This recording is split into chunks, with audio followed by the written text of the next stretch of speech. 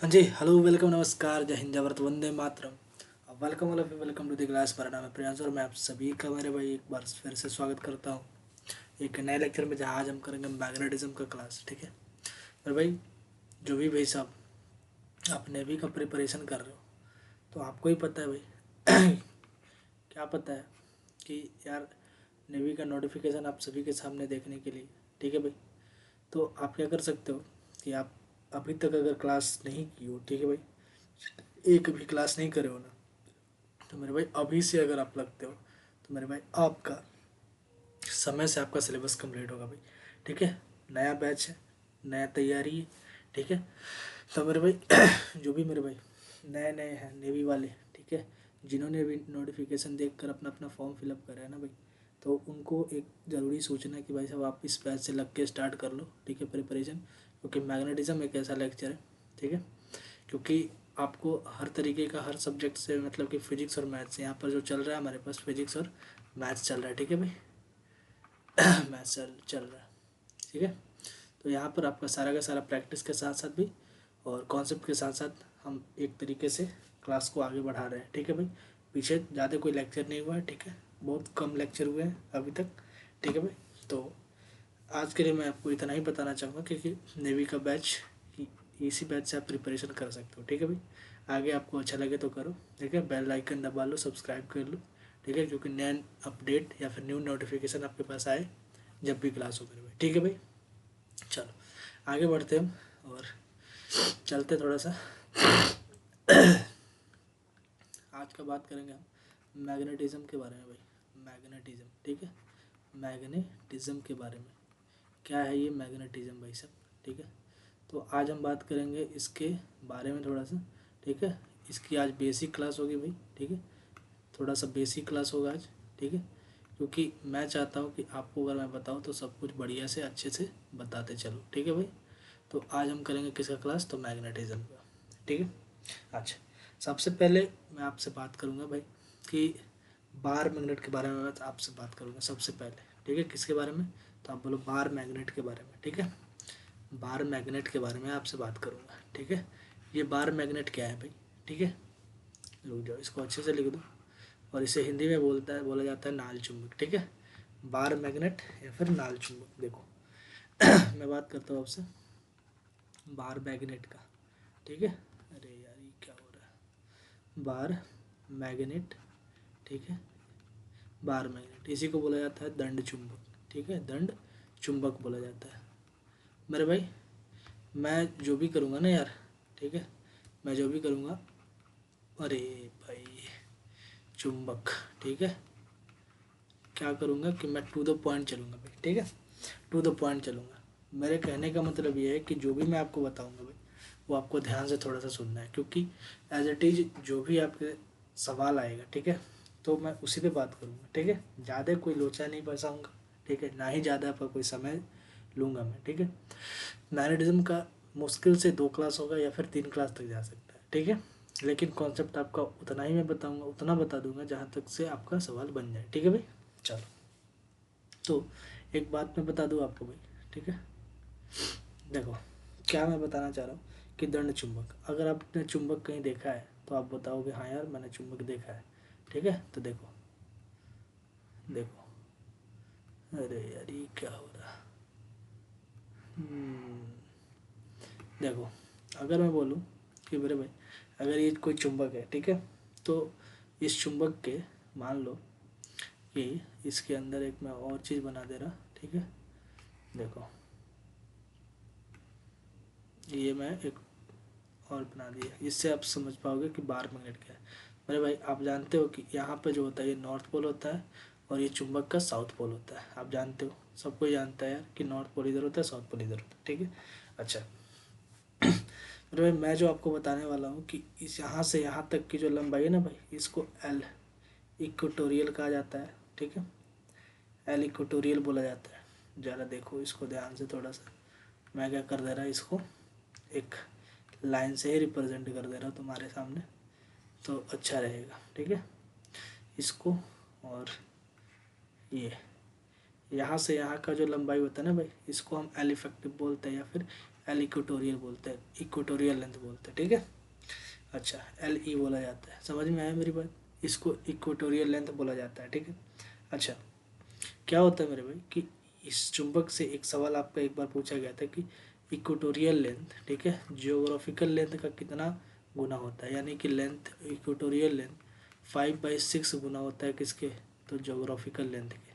किसके होता है भाई, तो जियोग्राफिकल लेंथ के होता है, 5/6 गुना जियोग्राफिकल लेंथ के होता है, लेंथ ऑफ जी, ठीक है, जियोग्राफिकल लेंथ के बराबर होता है। यहाँ से आपका एक सवाल बनता है, ठीक है, एज इट इज ऐसा सवाल बनता है, ठीक है। तो मैं बात कर रहा था आपसे बार मैग्नेट के बारे में, तो आपका सबसे पहला एक सवाल बन गया कि इक्वेटोरियल लेंथ 5/6 गुना होता है किसके, जोग्राफिकल लेंथ ही होता है, ठीक है। तो मेरे भाई मैं जैसा कि आपसे बात कर रहा था कि एक चुंबक है, ठीक है, ये चुंबक है, जैसे कि अगर मैं बात करूँ कि अगर ये चुंबक है कोई, ठीक है, अगर ये कोई चुंबक है भाई, ठीक है, तो अगर मैं आपसे बात करूँ कि अगर इसका नॉर्थ पोल ये है और साउथ पोल ये है, तो आप सभी जानते हो कि नॉर्थ पोल से चुंबकीय बल रेखा बाहर की ओर निकलती है, आप सब जानते हो, ठीक है। नॉर्थ पोल से चुंबकीय बल रेखा बाहर निकलती है और साउथ पोल से इंटर करती है कि नहीं, इंटर करती है, साउथ पोल से इंटर करती है। और मेरे भाई चुंबकीय बल रेखा आपस में क्या करती है, एक बंद लूप बनाती है, आप भी जानते हो, एक बंद लूप बनाती है, यानी बाहर नॉर्थ से साउथ चलती है और अंदर साउथ से नॉर्थ चलती है, ठीक है। ये होता है आपका मैग्नेट का एक प्रॉपर्टी, ठीक है। अच्छा, मैं थोड़ा सा आगे चलूँ और आपको कुछ बताऊँ कि यार मैग्नेट के कुछ डायरेक्टिव प्रॉपर्टी होते हैं, ठीक है, डायरेक्टिव प्रॉपर्टी होते हैं, ठीक है। यार आज लिखने में थोड़ा प्रॉब्लम है भाई। डायरेक्टिव प्रॉपर्टी होता है, डायरेक्टिव, ठीक है, प्रॉपर्टी होते हैं, ठीक है। अब ये डायरेक्टिव प्रॉपर्टी क्या है भाई, चुंबक का डायरेक्टिव प्रॉपर्टी, मेरे कहने का मतलब है कि चुंबक का दैसिक गुण क्या है भाई, कि अगर आपके पास कोई चुंबक है, ठीक है, इस तरीके से अगर मैं बोलूँ कि अगर ये पृथ्वी है भाई, ठीक है, अगर ये पृथ्वी है और इसके अंदर एक चुंबक को ला के मैंने रख दिया, ठीक है, इसके अंदर क्या कर दिया मैंने, एक चुंबक को ला के रख दिया, तो आप क्या बोलोगे कि मेरे भाई अगर चुंबक का अगर इधर नॉर्थ पोल है और इधर साउथ पोल है, तो पृथ्वी का इधर साउथ पोल होगा और ये नॉर्थ पोल होगा। क्यों, क्योंकि चुंबक जो होता है ना मेरे भाई, अपोजिट अपोजिट पोल को अट्रैक्ट करता है, ठीक है, चुंबक जो होता है अपने अपोजिट पोल को अट्रैक्ट करता है, ठीक है। समझ में आया, तो ये एक प्रॉपर्टी है भाई, ठीक है। पृथ्वी होता है और पृथ्वी के अंदर अगर मैग्नेट हम रख देते हैं पृथ्वी के पास, तो पृथ्वी क्या करता है, नॉर्थ साउथ पोल को अट्रैक्ट करता है और साउथ नॉर्थ पोल को अट्रैक्ट करता है, ठीक है। इतनी बात आपको समझ में आ रही है, ठीक है। तो मेरे कहने का मतलब है कि पृथ्वी हमेशा क्या करती है, चुंबक के विपरीत ध्रुव को आकर्षित करती है, ठीक है। अगर साउथ पोल है तो नॉर्थ पोल को अट्रैक्ट करेगी और अगर नॉर्थ पोल है तो साउथ पोल को अट्रैक्ट करेगी, ठीक है, ठीक है।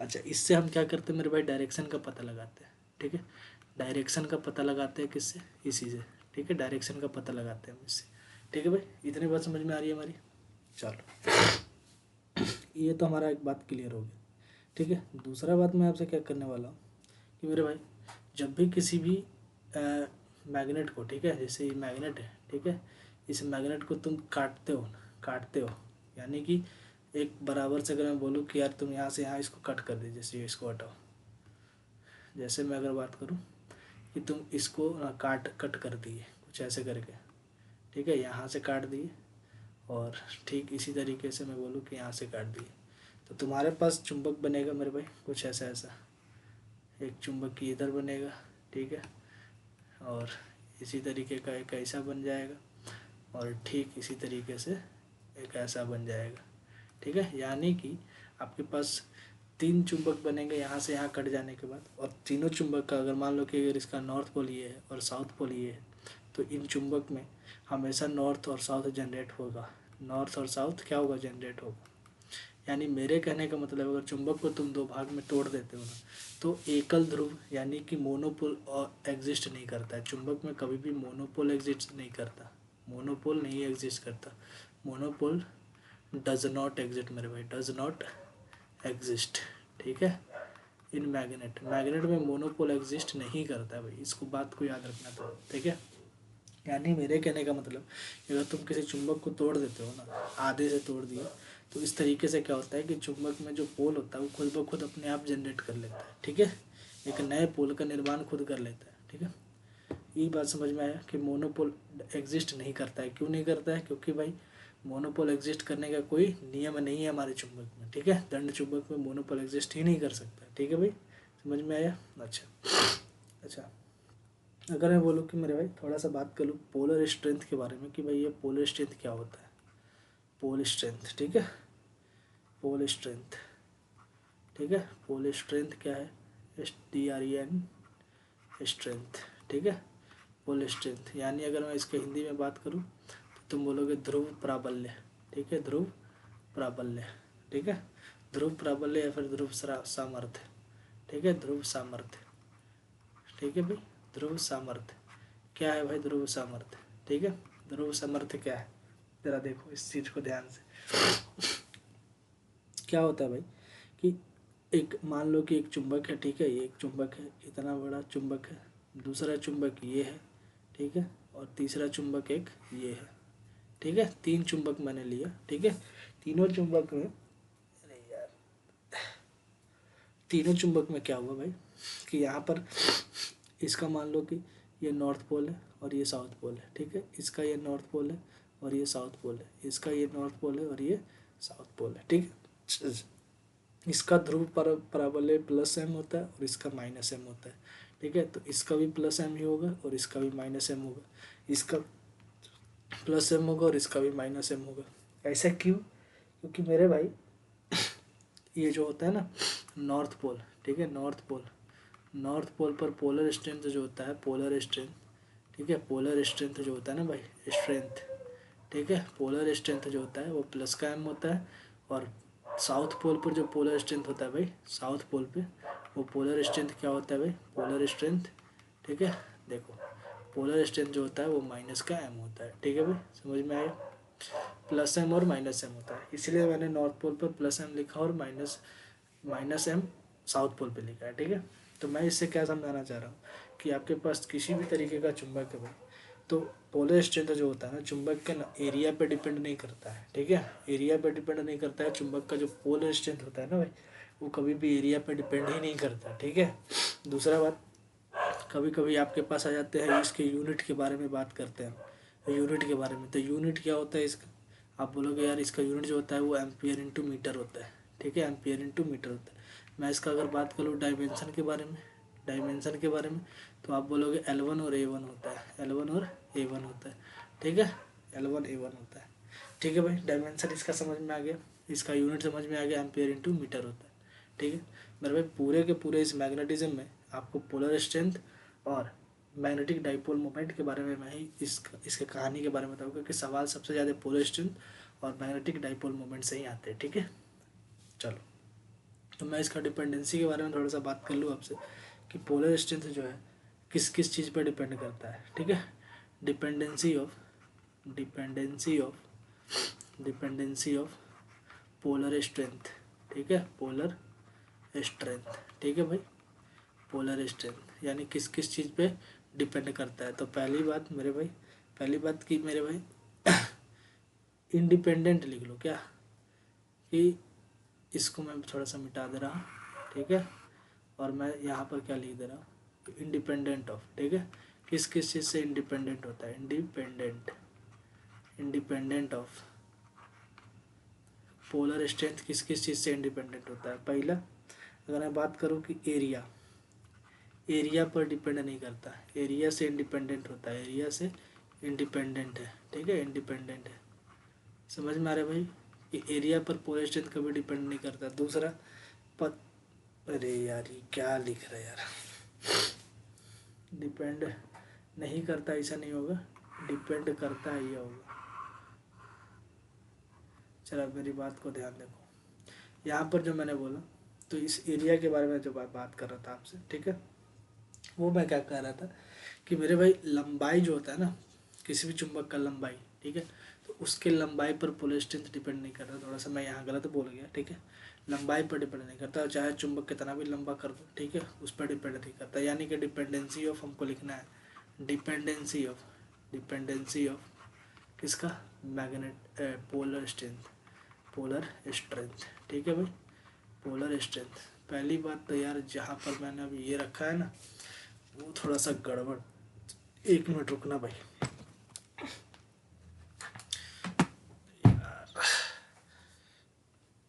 एक मिनट भाई।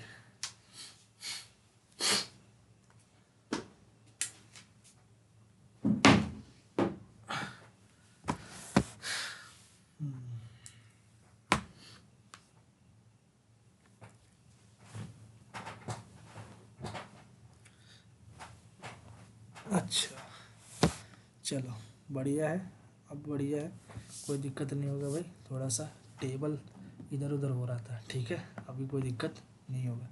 तो मैं क्या बता रहा था कि भाई जो पोलर स्ट्रेंथ है यार, का जो पोलर स्ट्रेंथ है ना भाई, वो किस किस चीज़ पर डिपेंड करता है। तो पहले आप बोलोगे मेरे भाई एरिया पर डिपेंड करता है, ठीक है, एरिया, एरिया पे डिपेंड करता है। दूसरा आप बोलोगे कि यार नेचर ऑफ, नेचर लिख रहे भाई, नेचर ऑफ, नेचर ऑफ, ठीक है, नेचर ऑफ मटेरियल पर डिपेंड करता है, ठीक है, नेचर ऑफ मटेरियल या फिर मैटर पर डिपेंड करता है, ठीक है, किस तरीके का उसका नेचर है, ठीक है। डिपेंडेंसी ऑफ पोलर स्ट्रेंथ किस किस चीज़ पर डिपेंड करता है, नेचर पर डिपेंड करता है। दूसरा उसके एरिया पर डिपेंड करता है, यानी कि एरिया जितना ज़्यादा करोगे, ठीक है, उतना अधिक पोलर स्ट्रेंथ होगा। जैसे अगर मैं बात करूँ कि अगर तुम्हारे पास ये है, देखो अगर ये है तो इसका एरिया ज़्यादा है, और दूसरा अगर ये है तो इसका एरिया कम है, ठीक है। तो इसमें क्या होगा, इसमें जो पोलर स्ट्रेंथ होगा मेरे भाई, पोलर स्ट्रेंथ, ठीक है, पोलर स्ट्रेंथ इसका ज़्यादा होगा, ठीक है, इसका क्या होगा, ज़्यादा होगा, हाई होगा, और इसका पोलर स्ट्रेंथ कम होगा, ठीक है, क्योंकि एरिया पर डिपेंड करता है ना पोलर स्ट्रेंथ, ठीक है भाई, समझ में आ रही मेरी बात, ठीक। अच्छा, तुम किसी भी चुंबक को किस तरीके से पहचानोगे यार, ठीक है, कि आखिरकार वो चुंबक सही वास्तविक चुंबक है। तो चुंबक का एक अच्छा प्रॉपर्टी होता है अपना प्रतिकर्षण का, ठीक है। अगला पॉइंट लिखना तुम मेरे साथ कि चुंबक को पहचानने का जो तरीका है मेरे भाई, एक नोट बना के लिख लेना कि रिपल्सिव जो है, repulsive nature of, repulsive, repulsive nature, nature of magnetism, magnetism, magnet is sure test of, magnet is sure test, test of magnetism, ठीक है, मैग्नेटिज्म, ठीक है। यानी कि जो भी रिपल्सिव नेचर रहता है ना अपना मैग्नेट का, वो मैग्नेटिज्म को प्रदर्शित करता है। यानी अगर कोई चुंबक एक दूसरे को आकर्षित कर रहा है, ठीक है, जब चुंबक को एक दूसरे को आकर्षित कर रहा है तो ये जरूरी नहीं कि वो चुंबक हो, जब तक वो प्रतिकर्षित ना करे।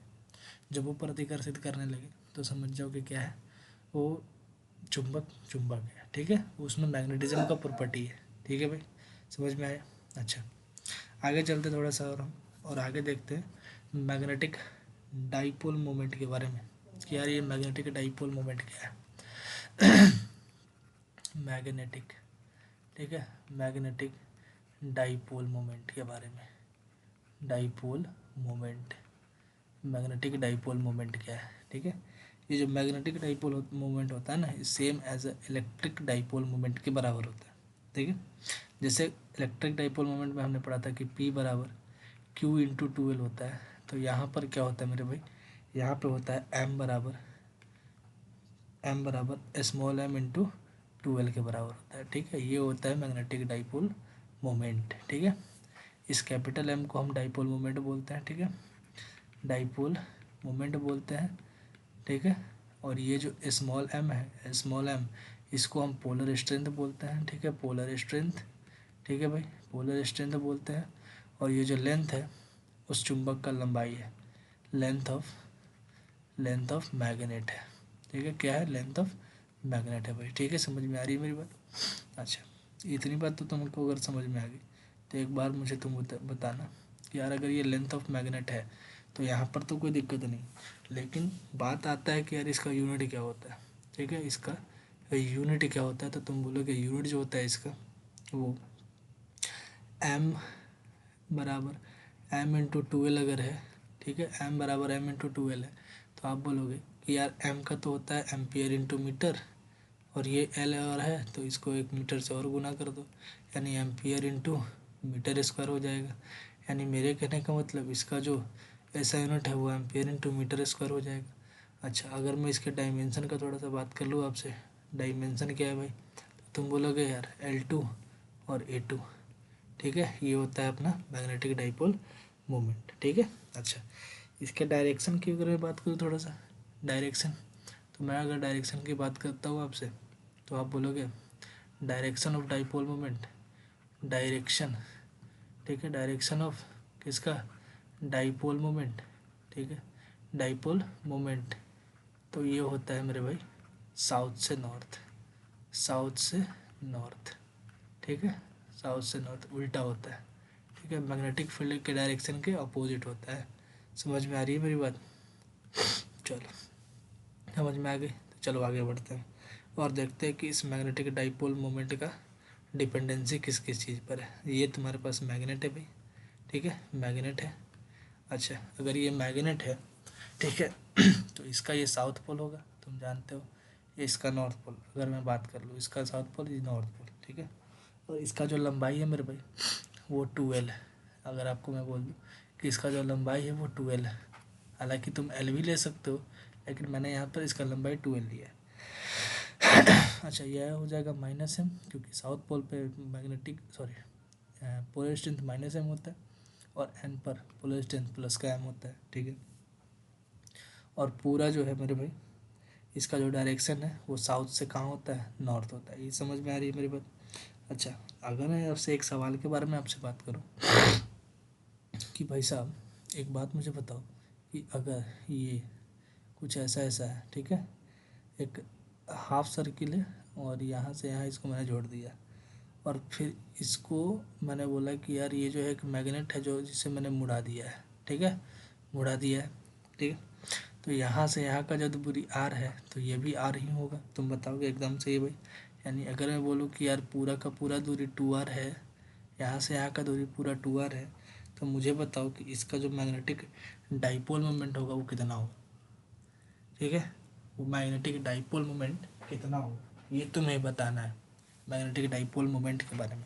तो तुम क्या बताओगे यार कि इसका जो लेंथ है यानी 2L जो है, क्या जो इसका जो 2L है लेंथ, क्या मेरे भाई ये पाई आर के बराबर होगा? क्या तुम बोलोगे एकदम भाई सही है, क्योंकि यहाँ से यहाँ का लेंथ क्या होता है, पाई आर, दूरी तो पाई आर ही होगा ना, पाई आर होगा। तो क्या मैं यहाँ से आर के बारे में निकाल सकता हूँ? तो तुम बोलोगे एकदम निकाल लो यार, 2L अपन क्या हो जाएगा, पाई।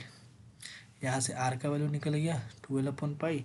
तुम बताओ कि मैग्नेटिक डाइपोल मोमेंट क्या होता है, M×2L होता है, ठीक है, M×2L होता है। अच्छा, M बराबर M × इस L के जगह मैं R लिख सकता हूँ, तुम बोलोगे एकदम सही है।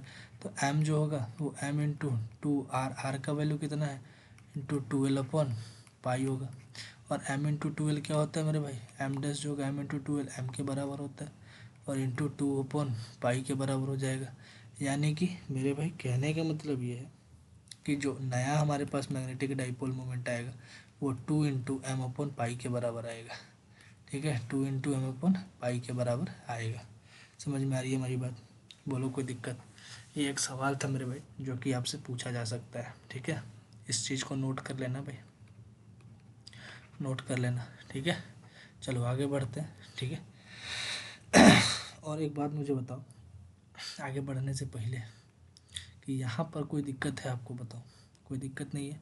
तो एक बात मुझे बताओ कि अगर तुमने मैग्नेटिक पोल पढ़ा, पोलर स्ट्रेंथ पढ़ा, पोलर स्ट्रेंथ जो पढ़ा, पोलर स्ट्रेंथ, ठीक है, पोलर स्ट्रेंथ वो क्या होता है मेरे भाई, नॉर्थ के लिए प्लस का M होता है, ठीक है, और साउथ के लिए माइनस का M होता है। ये जान रहे हो, सिंपल सी बात। अच्छा, किस पे डिपेंड करता है? तो तुम बोलोगे एरिया पे डिपेंड करता है और दूसरा नेचर पे डिपेंड करता है, नेचर कैसा है उस मटेरियल का, ठीक है। अच्छा, मैं बात कर रहा था तुमसे डाइपोल मोमेंट के बारे में, डाइपोल मोमेंट, ठीक है, डाइपोल मोमेंट। तो मेरे भाई डाइपोल मोमेंट जो है ना वो एरिया पे नहीं लेंथ पर डिपेंड करता है, लेंथ पर डिपेंड करता है, ठीक है, लेंथ पर डिपेंड करता है। दूसरा उसके नेचर पर डिपेंड करता है, ठीक है, लेंथ पर डिपेंड करता है और उसके दूसरे नेचर पर डिपेंड करता है। और ये डिपेंडेंसी कैसा कैसा होगा ये हम कल पढ़ेंगे और कल हम आपको बताएंगे कि यार इसका डिपेंडेंसी कैसा कैसा होता है, ठीक है। बड़ी बेहतरीन चैप्टर होगा ये आगे कल के लिए, कल के लिए मैं इसे छोड़ रहा हूँ, ठीक है। आप आज के लिए बस इतना ही करूँगा, ठीक है। और ये कैसा लगा बेसिक क्लास है आपके लिए, ठीक है भाई। तो आप मुझे एक बार कमेंट करके एक बार बताओगे कि यार सही में बताओ क्लास कैसा लगा, ठीक है। और क्या मैं इसे आगे कंटिन्यू कर सकता हूँ, तो आप मुझे बताना, ठीक है। मैग्नेटिज्म का क्लास है, ठीक है भाई। आज के लिए बस इतना ही। थोड़ा सा परेशानी है क्योंकि थोड़ा सा पेन का जो नीब है ना भाई, वो देखो काम नहीं कर रहा, देखो थोड़ा सा स्लो काम कर रहा है, देखो, ठीक है। तो थोड़ा सा काम स्लो कर रहा है, ऊपर से समस्या है थोड़ा सा टेक्निकल ग्लिच है भाई, ठीक है। तो आज के लिए बस इतना ही। मिलते हैं आपसे अगले सेशन में, तब तक के लिए मेरे भाई अपना ध्यान रखें। जय हिंद भाई सब।